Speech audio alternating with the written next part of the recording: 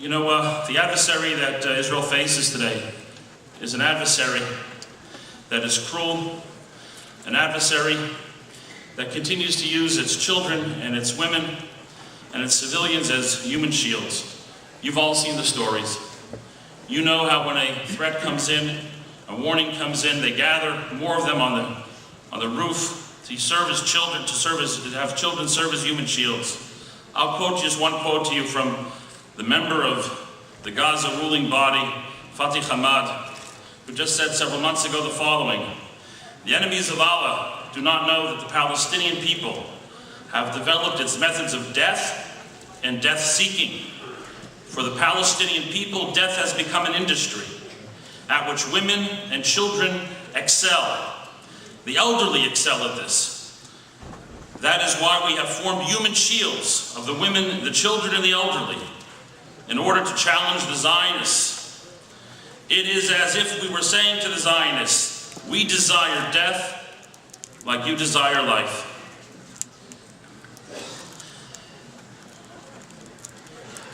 We dream of peace.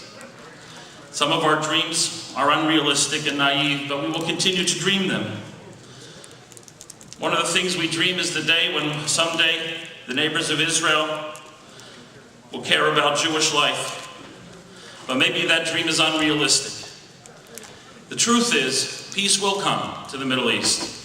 Peace will come to the Middle East the day that Palestinian leaders begin to care about their own children.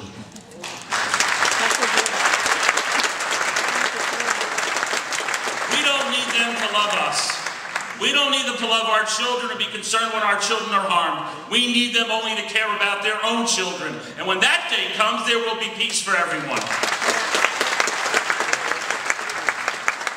We condemn with the strongest terms possible the mischievous and callous and cynical use of children at a school as shields for firing, and then to shed crocodile tears when Israel does what it has to do to defend its own civilians. There are too many Israeli soldiers in graves today because we were more concerned about their children than they were.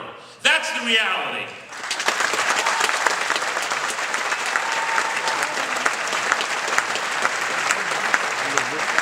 One thing, as lovers of Zion, we will never and can never tolerate: the burden of the security of the state of Israel and of the future of the Jewish people has fallen on the young shoulders of Israel's defense forces. Young men and women, kids who risk their lives, make the ultimate sacrifice for the defense of Israel and the future of our people.